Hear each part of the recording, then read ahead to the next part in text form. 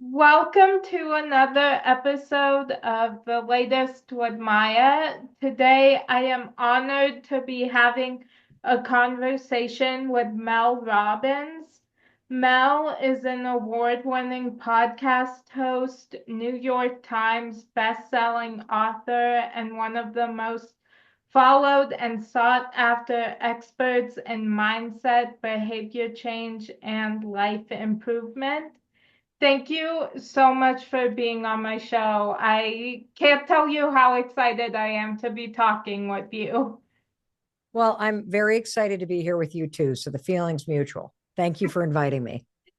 Yeah, thank you. Yeah, so let's get started. Um, so who do you most admire and how has that impacted the way you live your life? Well, it's a great question. And the thing that's very difficult for me is I can't narrow it down to one person. And the reason why is because I think that life is the greatest teacher. And I think about other people and the experience of life as a metaphor that we are all on the road of life, taking one big walk together. And if you are open minded and you have an open heart and you are curious, you can actually learn something from just about anyone. And so there are things that I admire in you, like the fact that you are so resilient, the fact that you are a go getter, the fact that you are intellectually curious. And those are all things that can inspire me. I look around at the world around us, and there are people out there like The Rock who I also deeply admire because I feel like he's the kind of person that seems to just be himself and doesn't seem to have changed much. I don't know him personally, just as a fan. He seems to be the same person who arrived in Los Angeles with $7 in his pocket and a Speedo bathing suit that he was wrestling in. And so there are ways in which to go about your life where you can learn from other people. You can find things that inspire you in other people. And so every single day, whether it's the kind of emails that I get from listeners of our podcast from around the world, or it's something that I see one of our kids dealing with and how they show up, or it's simply the way that my husband methodically rolls out of bed at 5:30 a.m. with no drama and quietly does his little morning routine and sets himself up. I just think all around you is the opportunity to be inspired by other people. Yeah. Oh, I love that. Yeah. Um, so of all that you have accomplished so far, is there something that you are most proud of? Yeah, I'm really proud of the person that I've become now that I'm 56 years old. Like, I really struggled with liking myself. I struggled, like a lot of people do, with thinking that my value was in what other people thought, or who I was friends with, or how much money I had in the bank, or whether or not other people liked me or had a favorable opinion. And it took me a very long time, sadly, like I'd say to the age of 54, to truly understand, not intellectually, but in my body, to truly understand that the secret is actually living your life in a way where you actually like yourself. And so I'm proud of the fact that I, at various points in my life, just got tired of my own bullshit. And, I think the first step in changing your life is having the courage to admit to yourself that how you're doing life isn't working for you anymore, that you don't like how you feel. You're not particularly proud of yourself. You don't like the job that you're going to. And so I think over the course of the last 14 or 15 years, I've had a number of moments of brutal honesty where I've said to myself, I'm not as good of a friend as I could be. I need to change. Or I'm not taking care of my health the way that I need to. I need to change. Or, a big one for me was to stop blaming my husband for not making the money or having the ambition that I had.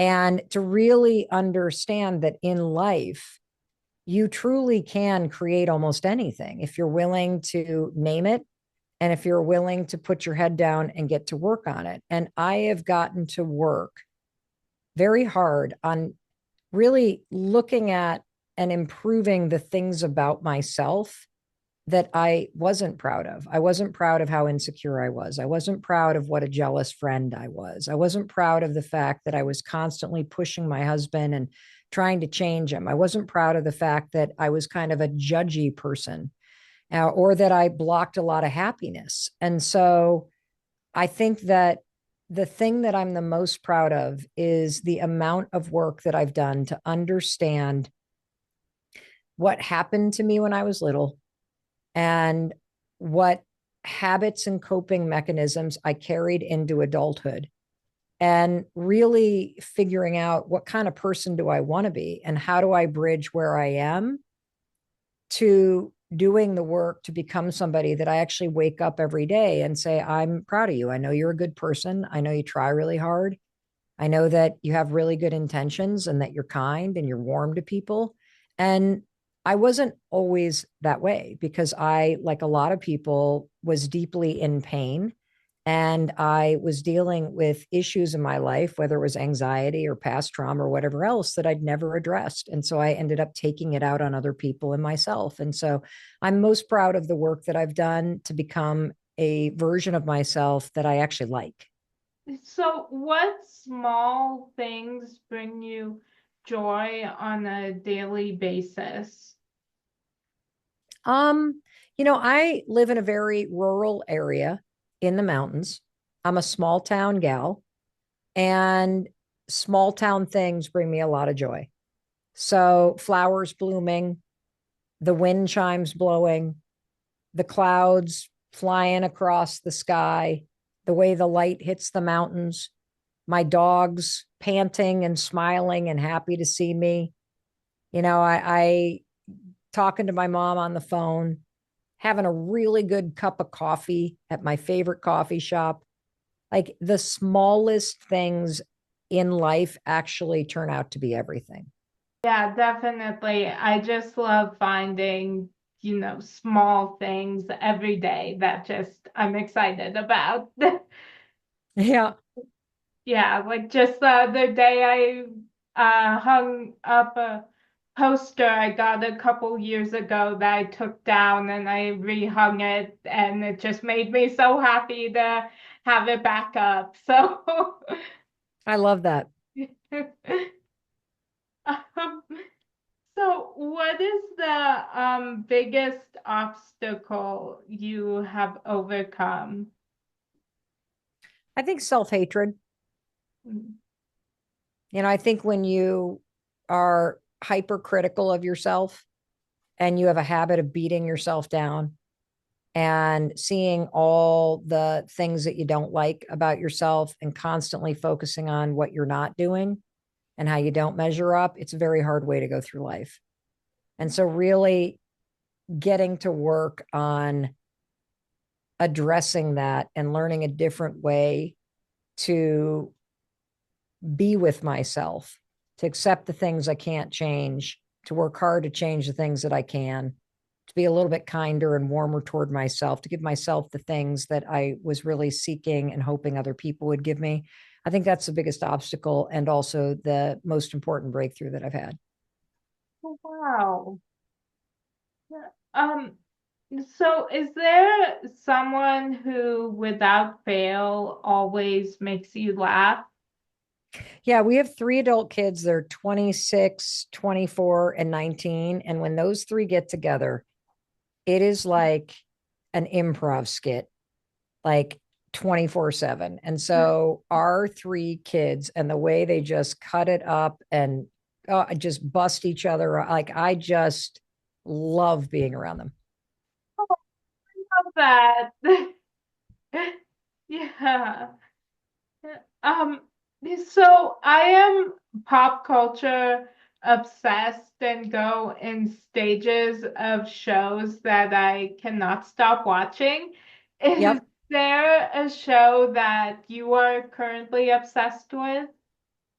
I wish. I really wish, because I'm in that trap where you literally hop on the couch and then you click and watch trailers for an hour or two looking for something to watch.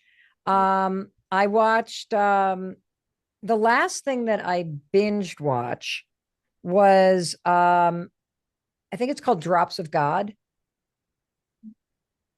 It's I, a it's a what is the Japanese cartoon illustration? I think it's, is it manga or something like, there's a certain style, and it was this graphic cartoon that was all about this story of a super famous wine collector that dies and ends up leaving his estate like 70,000 bottles of wine and like this huge fortune to a competition between his estranged daughter, who he has not seen in like a decade, and his protege, which is a young Japanese guy who has been studying underneath him to become a sommelier. It is absolutely unbelievable.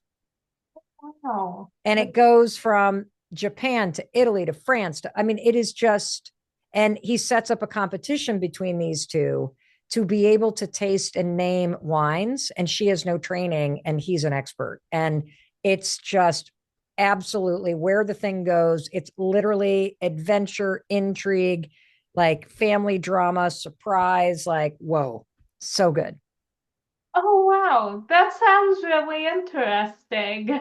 Now, one warning, it's very hard to watch this and not want to drink an entire bottle of wine as you're watching this, because all they're doing is talking about wine, drinking wine. And even if you're not a drinker, it's like the subliminal reference. You're like, oh, that actually sounds pretty good. Well, thank you for that warning. Yeah. Yeah. Yeah, I just finished watching season 2 of a show called The Recruit, um, which was really, really good. Awesome. Very I'll have to check it out. yeah, I'll watch the yeah. trailer tonight since I don't Oh, have anything I'm binging. yeah. Okay. Yeah. It's very yeah, everybody in it is so good and yeah. Yeah. Um so if you had a warning label, what would yours say? Don't ask her a question if you don't want the answer. I like that one. Thank you. What would yours be? Yeah. Um Prone to anxiety, don't overload. That's excellent. So, thank you. Yeah, I can get yeah, very overwhelmed very easily. So, I love that. I can understand that, because I think if I were like thinking about yours, like the do not trust with details. Like if you and I have a conversation, I'll remember anything about the conversation. But if you text me and say, I need you to do like something at 7 o'clock tomorrow, forget about it. You might as well have just flushed the request down the toilet. There's something about my brain and calendaring does not compute. yeah, yeah. Oh, I totally understand that. Yeah. Um, so how do you keep yourself motivated even on days you aren't really feeling it? So I invented this motivation hack. I call it the 5 second rule. And anytime you have to do something that you don't feel like doing, like getting out of bed or putting your phone down and going and exercising, or picking up the phone and making the phone call you've been avoiding, you just count backwards 5, 4, 3, 2, 1, and then move. And the counting backwards shortcuts your brain's tendency to hesitate and then talk you out of doing the things you need to do. See, we make this mistake where we sit around and wait to feel like doing something. And the truth is, motivation's garbage. It's not there when you need it. And so stop expecting to be motivated. Stop expecting to feel like it. In life, there is a skill of learning how to do what you need to do, even when you feel like you don't want to do it. And I created this cheat code to help me get out of bed when my anxiety was so bad, it would pin me to the bed and I would just lay there and rot in bed and think about my problems and hit the snooze button. And that didn't help. But I started counting backwards 5, 4, 3, 2, 1 when the anxiety would hit. And then boom, get out of bed. And it worked. And so that changed my life because you can 5, 4, 3, 2, 1, pick up the phone, 5, 4, 3, 2, 1, get off the couch, 5, 4, 3, 2, 1, start walking toward the person that you want to network with. 5, 4, 3, 2, 1, walk up to the person that you think is kind of cute and start talking to them. And 1 5-second move at a time, you slowly turn your life in the direction that you want to be heading instead of sitting around waiting to feel ready to do it. Wow. I that is yeah, so interesting. I'm gonna start using that because I definitely needed that this morning. I was trying to do something that took me forever because I got stuck in my head and started spiraling about something. So Yeah. Yeah. Relatable. yeah. So thank you. I am going to start using that. Hmm. Yeah. Yeah. So what genre of movie would your life story be told as? Hmm. It's a great question because I think that in various chapters of my life, it's been everything from a complete horror film to a rom-com to a action adventure. And I guess I just kind of feel like the thing that I'm in right now would probably be something boring like documentary film, only because I am not, I don't want a lot of drama. And I am very much the person that you see online or you listen to on the podcast. That's who I am. And what you see is what you get. This is not an act, it's not a show. Yes, hosting a podcast is a job and it's not my identity, but I don't play a role online.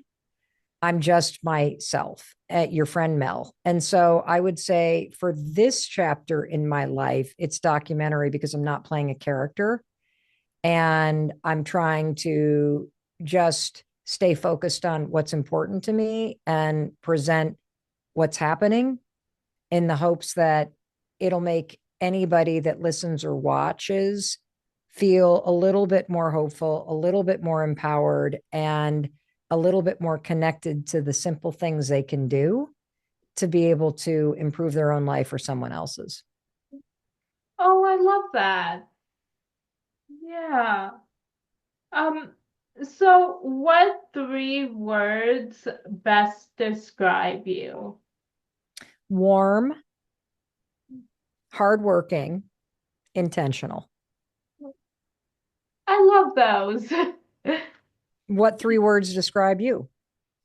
Oh, I don't know. Think, um, I don't know. I hope it would be caring, Mm, um, funny, creative. that feels right. I don't know you very well, but I think it, like in meeting you, that feels about right. Oh, thank you. You're welcome. Yeah, I think, yeah, just yeah, having this conversation with you, I can tell your three words are yeah, Oh, right. thank you. So, yeah, yeah. So do you have any irrational fears? Yes. Lately, I have been worried that something may happen to me and I may die because the Let Them Theory book has been such a unbelievable success.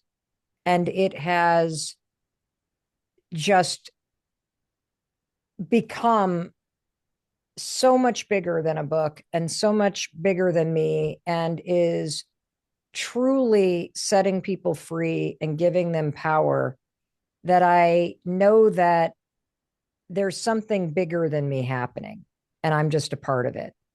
And I sometimes worry, especially when I'm on a plane, because I had something scary happen last month on a plane. But since that scary thing happened, I've had this fear when I get on a plane, like the only thing that could make this thing bigger than it is if something happened to me. And so I have this irrational fear that something's going to happen to me. And I'm also a major manifesting person. And so I do not want to attract that bullshit in my life. You know what I'm saying? So I'm like, don't think that, Mel. You know what I mean? And Yeah. so that's sort of my irrational fear right now. And of course, you have no control over it. So, I'm just saying, let them, and let me just show up every day. That's what's in my control, and make the most of the time that I have, however much time that is. Wow. Yeah, there's a therapist that I follow on social media that there's one video she posted that I always think of when she was responding to someone saying like intrusive thoughts, like Oh, yeah. if something bad happens, most likely you manifested that. And so she responded to it saying, no, that's not how that works. And No, not at um, all. so I just keep that video has like stuck with me since I saw that, just thinking, okay, if like because I'm big on manifesting too, it's like, But okay, you do have yeah, to be careful. You do have to be careful, because the thoughts that you repeat become the discover page on your brain. And the thoughts that you repeat to yourself changes the way that the world is filtered through your brain. And so it doesn't mean that you are the cause of anything bad that happens. But what is exciting about entertaining the idea that negative thinking, whether it's you being self-critical, or you hating on your body, or you telling yourself that I'm never going to amount to anything, or that, good things don't happen to somebody like me, that if you can have your brain, through that kind of negative repetition, continue to have you see the world in a way that reflects that back to you, then the positive is also true. That if you get very serious about the thoughts that you repeat and the ways in which you want to change the way that you think, you can, using science, actually program the way that your brain works, and the way that what they call the default mode network filters the world. And you can also activate parts of your brain related to focus and task completion that are oriented toward the positive, instead of keeping you in a loop that makes you feel very negative and down and unmotivated. And so there is very, very clear science. There's an amazing expert by the name of Dr. John Doty, who is a neuroscientist and neurosurgeon from Stanford, that explains the 4 parts of the brain that you use when you are manifesting, which is intentionally laying down new neural pathways in your mind that help you achieve the things that you want. yeah. Oh, wow. That's so interesting. Mm-hmm. Um, so, what, no matter how many times you see it, always takes your breath away? Sunrise. Always a sunrise. Because it's another day, and there's always just something magical about the sun rising in the sky.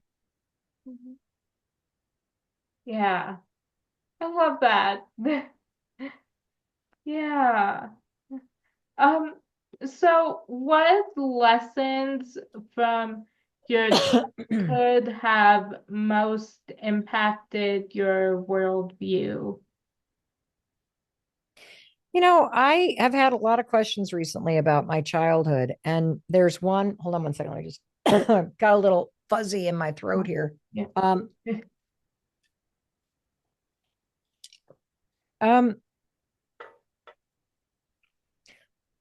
I would always go to the farmer's market with my mother every weekend, and we would pull up, and my mom grew up on a farm, and we would walk from one farm stand, like kind of in this long covered thing. And so you have one part of the table is one farmer selling peaches, and then you got somebody selling asparagus potatoes, and then you got somebody that made pies, and then you got a beekeeper. And so you got this long line of different farmers that have all kind of pulled into this market. They've unloaded their stuff. And every single Saturday, I would go with my mom. She knew every person's name. She knew whether or not they had kids or grandkids.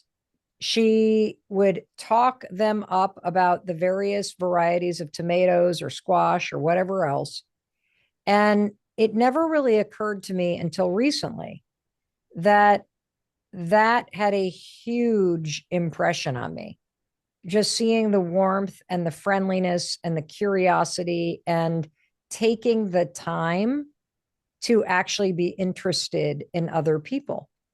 And there are so many opportunities to do that in life. Like you get to choose whether you walk into the same coffee shop and every single day you order from somebody that you see 3 days a week and you never bother to ask their name. You get to choose whether or not you actually lean into people and you're curious about them and you compliment their nails or you ask about the fruit that they're growing and you ask how long they've been farming. And when you do that, what my mom was teaching me is she was teaching me something that researchers have a name for, that one of the most important network of relationships in your life that we overlook is we overlook these sort of weak but warm connections.